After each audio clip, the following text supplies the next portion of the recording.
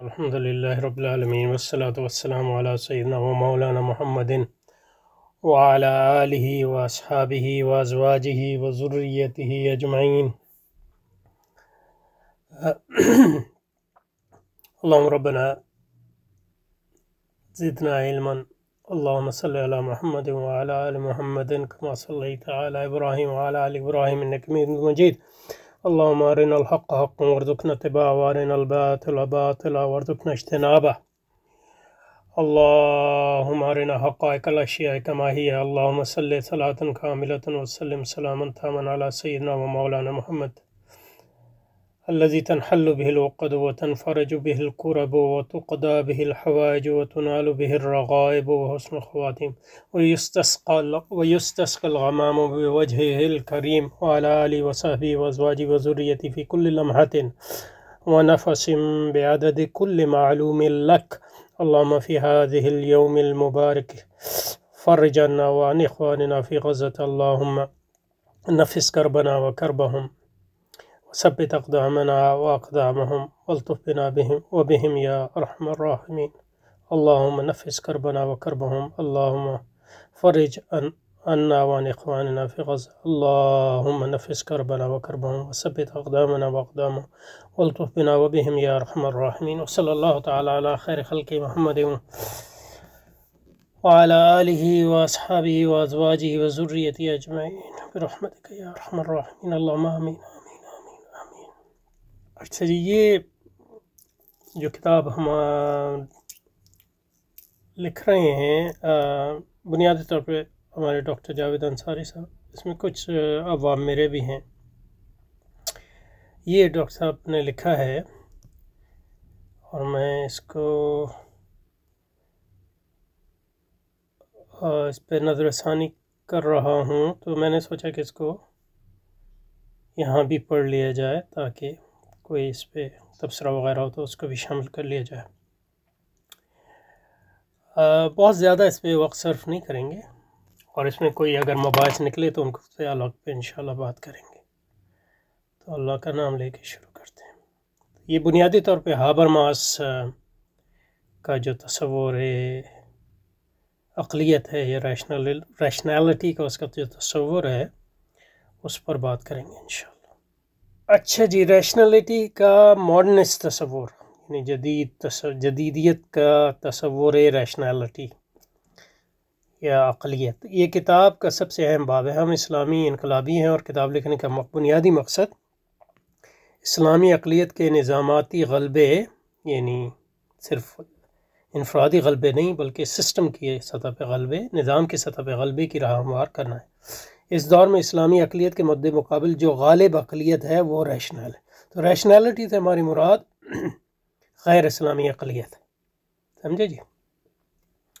تو اس میں پچھلے باب میں ہم نے اب اس کو ہم نے نہیں پڑھا تو، لیکن یہ پچھلے باب میں ہم نے ان چیدہ کفار کی فکر کا تجزیہ پیش کیا جنہوں نے تاریخی طور پر عقلیت خبیثہ کو ممکن بنایا. اس بات میں ہم ایک ایسے کافر کی اس باب میں ہم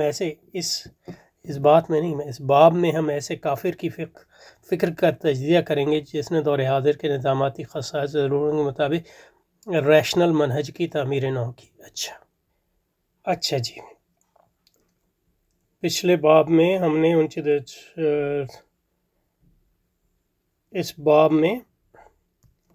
اس باب میں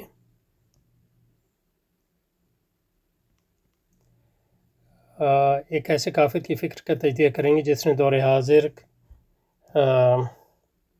کے نظاماتی خصائص اور ضرورت کے مطابق ریشنل منہج کی تعمیر نو کی ہے. اس کو انگریزی میں ریکنسٹرکشن کہتے ہیں، یعنی تشکیل جدید کی ہے اس کی. اس کافر کا نام جورگن ہابرماس ہے. یورگن، جرمن میں اس کو یورگن پڑھتے ہیں، یعنی یہ صحیح وہ جو یالا باری والی یہ ہوتی ہے اس سے ہابرماس ہے. یہ 1929 میں پیدا ہوا اور ابھی تک زندہ ہے. ذرا چیک کر لیں کہ ابھی بھی زندہ ہے کہ نہیں. تو انٹرنیٹ سے پتہ چلتا ہے کہ ابھی تک زندہ ہے. اس کی ابھی 94 سال عمر ہے. تو یہ لوگ لمبی عمر ہوتی ہے ان کی یہ جرمن مفکرین، مطلب یہ کہ وہ دوسرا اس کا کیا نام ہے،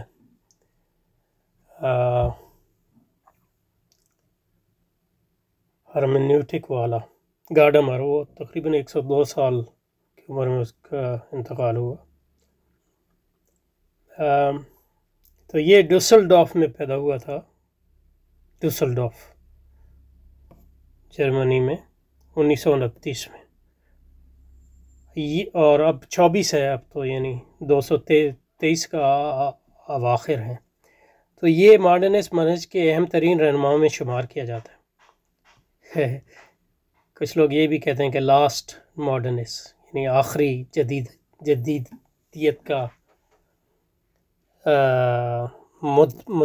مدافعت کرنے والا۔ اور ماڈرنسٹ اور میٹا ماڈرنسٹ مکاتب فکر، اب میٹا ماڈرنسٹ میں جانے کی ضرورت نہیں ہے، اس پہ کچھ الگ سے ہم ویڈیو بنائیں گے انشاءاللہ، لیکن یہ کوئی خاص فرق نہیں ہے۔ ماڈرنسٹ اور میٹا ماڈرنسٹ مکاتب فکر اس کے مقلد ہیں۔ اس کی فکر کی گہری چھاپ دنیا بھر کے سوشل ڈیموکریٹ جماعتوں اور حلقوں کی وضع کردہ پالیسیوں میں پائی جاتی ہے۔ تو سوشل ڈیموکریٹ وہ لبرل ہوتے ہیں جو انفرادی حقوق کے ساتھ ساتھ کچھ اجتماعی حقوق اور خاص طور پہ ویلفیئر حقوق کی حمایت کرتے ہیں، جبکہ جو لبرٹیرین لبرلز ہوتے ہیں وہ ویلفیئر حقوق کے اتنے حامی نہیں ہوتے۔ گو کے مطلب یہ ہے کہ یہ بات جو ہے علی الاطلاق صحیح نہیں ہے، لیکن عمومی طور پہ صحیح ہے۔ گہری چھاپ دنیا بھر کی سوشل ڈیموکریٹ جماعتوں، مثلا سوشل ڈیموکریٹ سے مراد مثلا یہ کہ برطانیہ میں لیبر پارٹی، آسٹریلیا میں لیبر پارٹی، یہ سوشل ڈیموکریٹ کہلاتے ہیں، یا جرمنی کی سوشل ڈیموکریٹ تو کہلاتی ہی سوشل ڈیموکریٹ ہے، اسی کی حکومت ہے میرا خیال ہے آج کل، وغیرہ وغیرہ۔ اور فرانس میں اس کو سوشل ڈیموکریٹ کہتے ہیں، سوشلسٹ کہتے ہیں فرانس میں، اور حلقوں کی وضع پائی جاتی ہے۔ اس کی فکر کی گہری چھاپ دنیا بھر کی سوشل ڈیموکریٹ جماعتوں اور حلقوں کی وضع کردہ پالیسی میں پائی جاتی ہے، اور سوشل ڈیموکریسی وہ سرمایہ دارانہ نظریہ جو دور حاضر کی تحریکات اسلامی میں مقبول عام ہے۔ مثلا اس کے اہم اسلامک اکنامکس میں اس کا کافی چرچا ہے، خاص طور مطلب ہمارے ہاں خورشید صاحب اس کے بڑے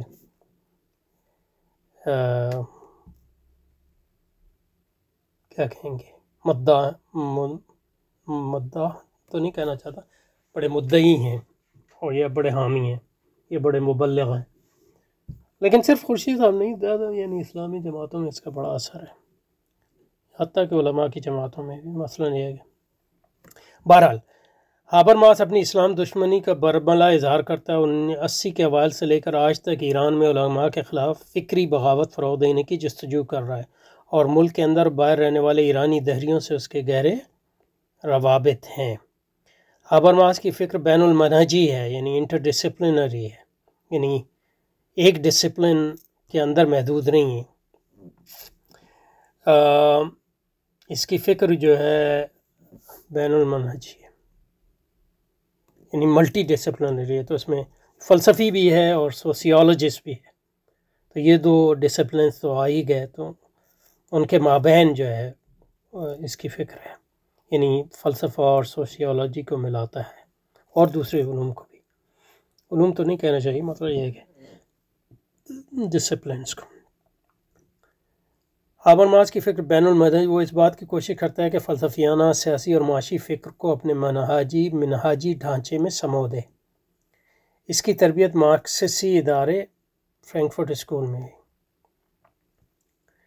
یعنی مارکسس اس کو ان معنی میں کہہ سکتے ہیں کہ ویسٹرن مغربی مارکسزم، یہ مطلب یہ کہ روسی مارکسزم کے تو کبھی بھی حامی نہیں تھے، مغربی مارکسزم۔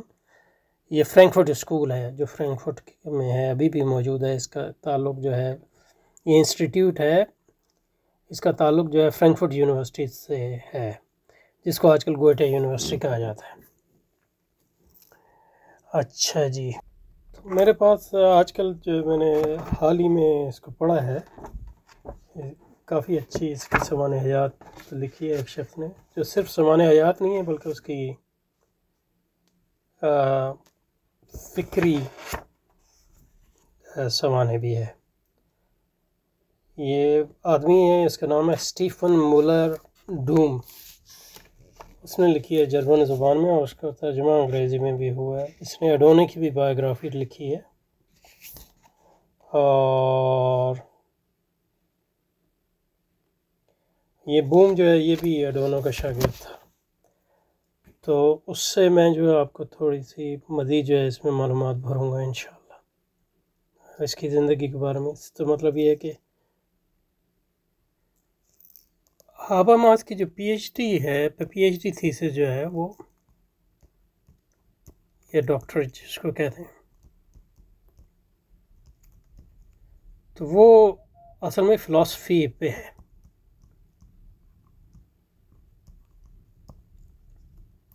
تو اس لحاظ سے اس کی فلسافیکل ٹریننگ، اور وہ شیلنگ پہ ہے۔ شیلنگ جس سے ہیگل بھی متاثر ہوا تھا، ہیگل کا معاصر ہے، اور جو اس کا تھیسس تھا اس کا عنوان تھا Das Absolut und die Geschichte, the Absolute and History von der Swiss Pellishkart in Schellingsdenken on the ambivalence of in Schelling's thought۔ اور تو اس کے مطلب بیسک ٹریننگ جو ہے پی ایچ ڈی کی سطح پہ ایز اے فلاسفر ہوئی ہے، تو یہ اڈونو سے پہلے کی بات ہے۔ اچھا جرمنی میں جو ہے پی ایچ ڈی کے بعد ایک اور چیز وہ کرتے ہیں جس کو کہتے ہیں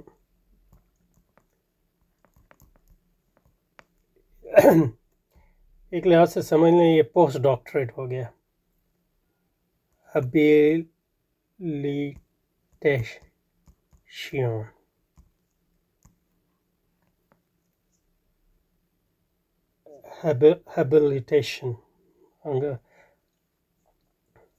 جرمنی میں اس کو پڑھتے ہیں ہیبلیٹیشن۔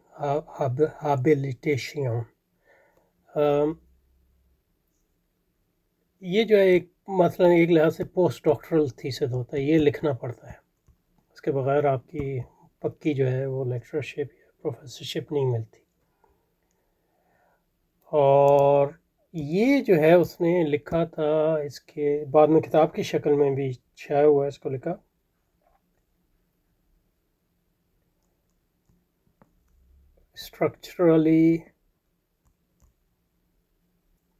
اسٹرکچرل ٹرانسفارمیشن، یہ اردو انگلش ترجمہ ہے اس کا، آف دا پبلک اسفیئر۔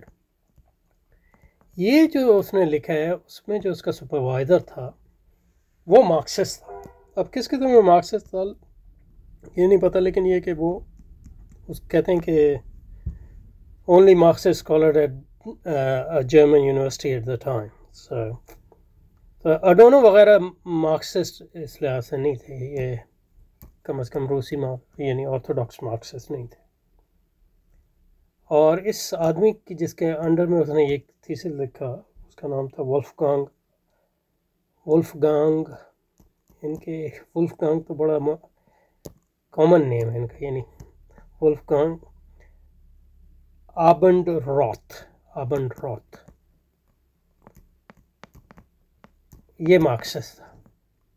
تو اس لحاظ سے شاید لوگوں کو غلط فہمی ہو سکے کہ یہ کوئی مارکسسٹ تھا، حالانکہ یہ کوئی خاص مارکسسٹ نہیں تھا، ورنہ اڈونو کسی لحاظ سے یعنی وہ ویسٹرن مارکسسٹ ہیں اڈونو وغیرہ۔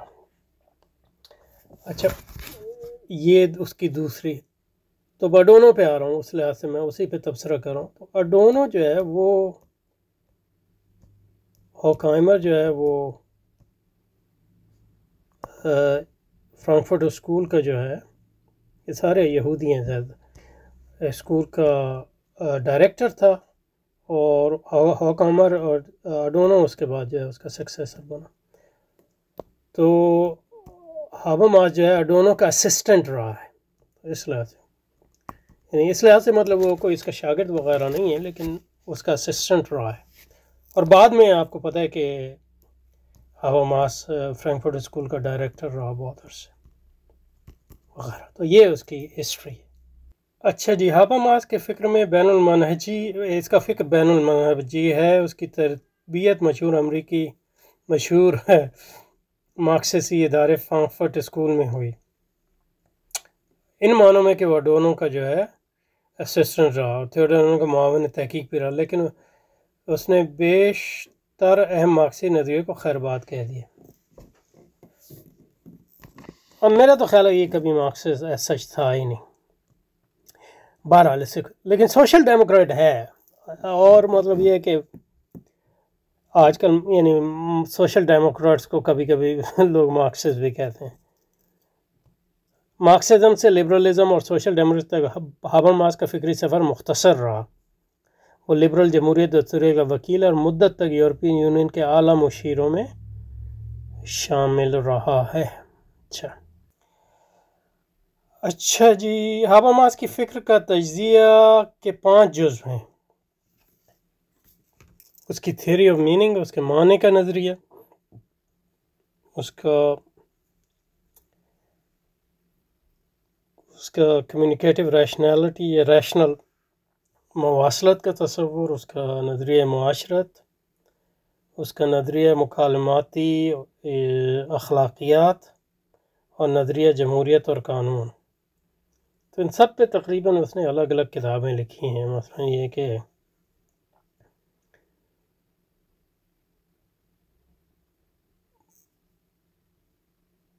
لیکن یہ کہ اس کی جو بڑی کتاب ہے، جو اہم کتاب ہے، تھیوری آف کمیونیکیٹو ایکشن، 2 جلدوں میں، اس میں یہ ساری چیزیں آتی ہیں. کہ بعد میں اس نے ان پہ الگ الگ کتابیں بھی لکھی ہیں. ٹھیک ہے جی. ہابرماس کا نظریہ تفہیم معنی اور نظریہ ریشنل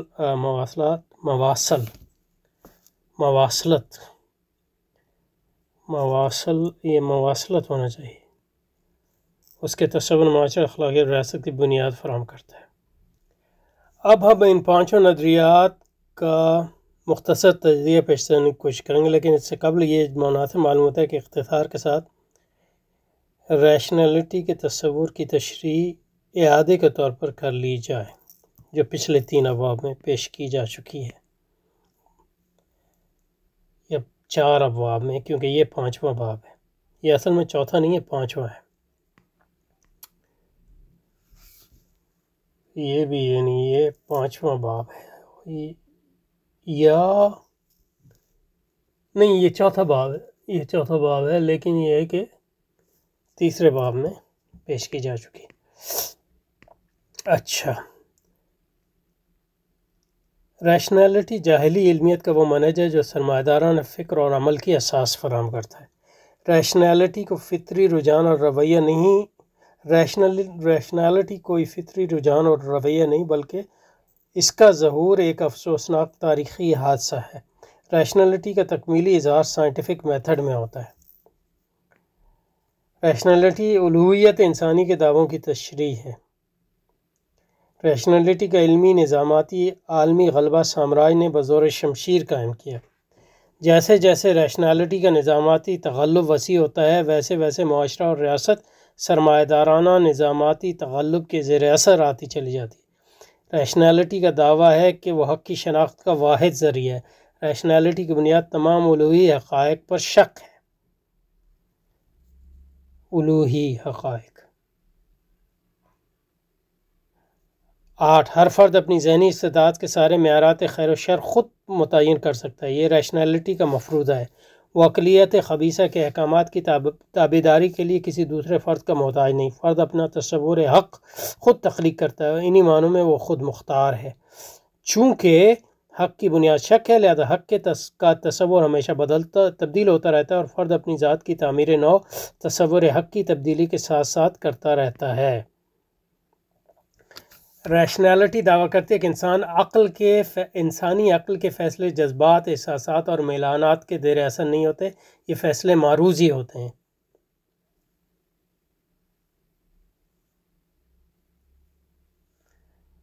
یہاں یہ کانٹرڈکشن ہے، کیونکہ اگر انسان جو ہے حق تخلیق کرتا ہے تو وہ معروضی کس طرح ہوتے ہیں. تو اس میں مطلب یہ کہ تطبیق اس طرح ہوتی ہے کہ معروضیت کی موضوعی تعبیر کی جائے، جیسا کہ کانٹ کرتا ہے. کی تھوڑی سی وضاحت کر دیں تاکہ جو ہے ایک حوالے کے طور پر بعد میں انشاءاللہ اس پہ زیادہ تفصیل سے الگ سے بحث کریں گے انشاءاللہ۔ موضوعیت یا سبجیکٹیوزم جو ہے وہ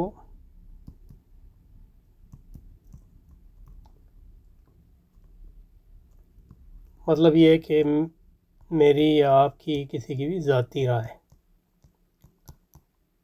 تو موضوع۔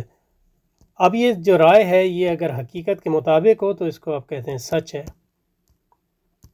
یہ حق ہے، ٹھیک ہے، اور اسی کو پھر معروضیت کہتے ہیں۔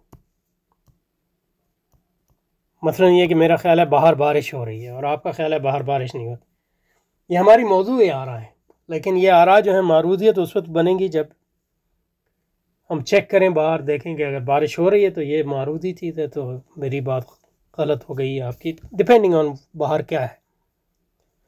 لیکن اگر حق انسان خود تخلیق کرتا ہے، ہر فرد،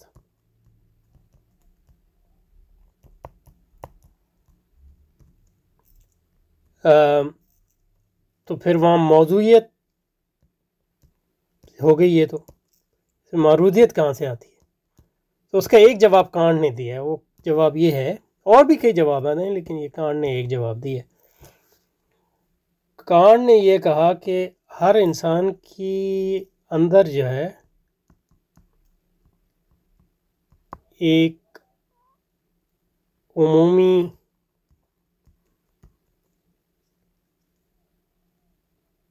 تمام انسانوں کے جو عمومی اسٹرکچر ہے ذہن کا، ذہن کی جو ساخت ہے، برین کی نہیں، ذہن کی جو ساخت ہے وہ ایک ہی ہے۔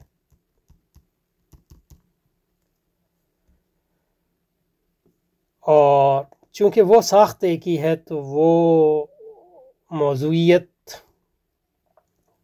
پھر موضوعیت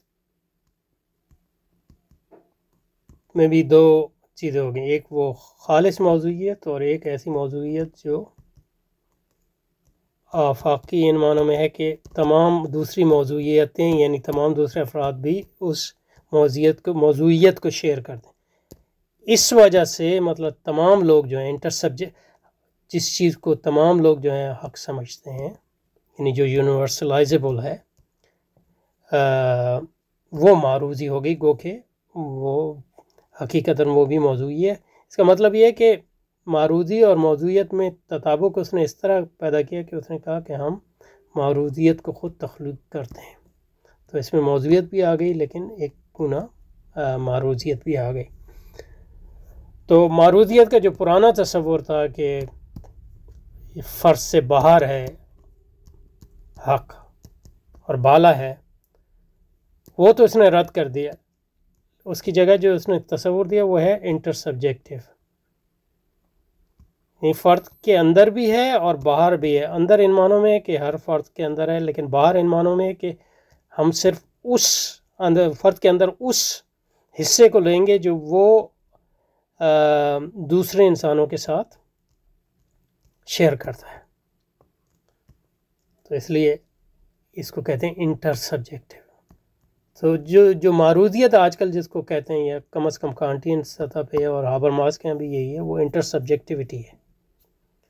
تو جو موضوعیت ہے وہ سبجیکٹیوٹی ہے، یعنی ایک فرد کے، اور جو تمام افراد کے درمیان عمومی چیزیں ہیں وہ جو ہیں انٹر سبجیکٹیو ان کو کہتے ہیں، اور وہی معروضیت کی بنیاد ہے۔ تو اس لحاظ سے مطلب یہ ہے کہ وہ جو تضاد میں نظر آیا اس کو دور کرنے کی اس طرح کوشش کرتے ہیں، لیکن اس کے نتیجے میں معروضیت کا بالکل ایک موضوعی تصور جنم لیتا ہے۔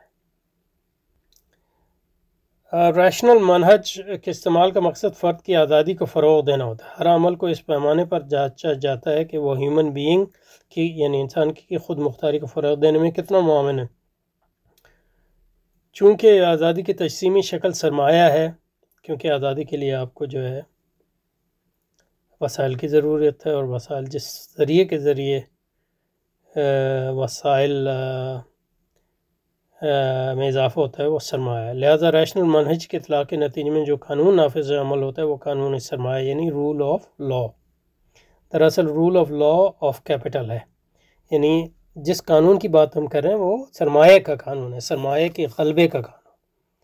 سوچ حق کی شناخت جب کرنے کی اہل ہوتی ہے جب وہ سرمایہ دارانہ خطوط یعنی تخمینی اور استخراجی بنیادوں پر مرتب کی جائے۔ ریشنل منہج کے مطابق صرف انہی حقائق کو قبول کیا جانا چاہیے جو سرمایہ دارانہ تفکر سے برآمد ہوتے ہیں۔ تو اس کا مطلب یہ ہو کہ سرمایہ دارانہ تفکر وہ ہے جو انٹر سبجیکٹیو ہے، یا اس کی ایک عمومیت ہے تمام انسانوں کے لیے، جو سرمایہ دارانہ تفکر سے برآمد ہوتی ہے، اور حقیقت کی شناخت انہی خیالات کو عملی جامہ پہنا کر دی جا سکتی ہے۔ لہذا ریشنلٹی کی بنیاد پر جو نظام زندگی اور طرز حیات معقول ثابت کیا جا سکتا ہے وہ سرمایہ داری ہے۔ اچھا جی، 14 ریشنل منہج کے مطابق ہیومن بینگ خدا کو جواب دہ نہیں۔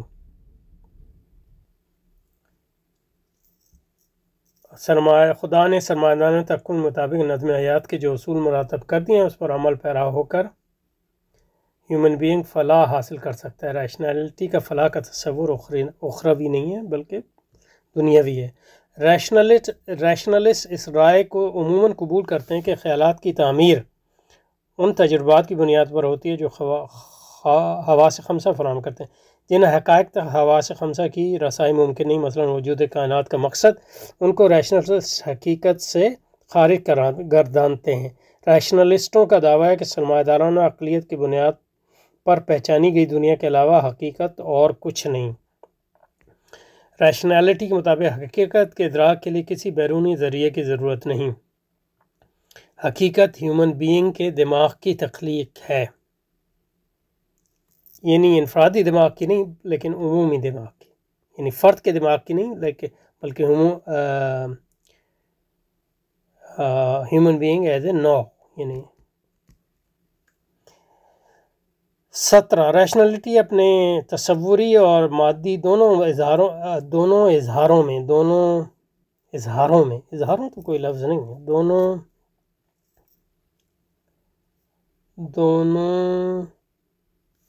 شکلوں میں زیادہ بہتر لفظ ہے، شکلوں میں۔ تو ریشنلٹی اپنے تصوری اور مادی دونوں شکلوں میں انسان پرستی کی توجیہ ہے۔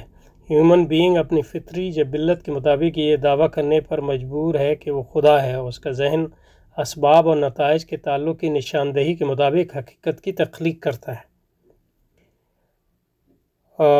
ایک اہم استثناء کے ساتھ ہابرماس ریشنلٹی سے یہی مراد لیتا ہے اور جو ہم نے یہاں بیان کیا ہے، اور اسی وجہ سے سوشل ڈیموکریٹک سرمایہ داری کا سرغنہ وکیل ہے۔ اب ہم اس پوزیشن میں ہیں کہ ہابرماس کی فکر کا تجزیہ کریں۔ اوکے ٹھیک ہے جی، یہاں پہ رکتے ہیں انشاءاللہ، اور اگلی بار اس کے فکر کے تجزیے سے شروع کریں گے۔ اس کو انشاءاللہ کوشش کریں گے ہر روز تھوڑا تھوڑا کریں تاکہ جلدی سے ختم ہو جائے۔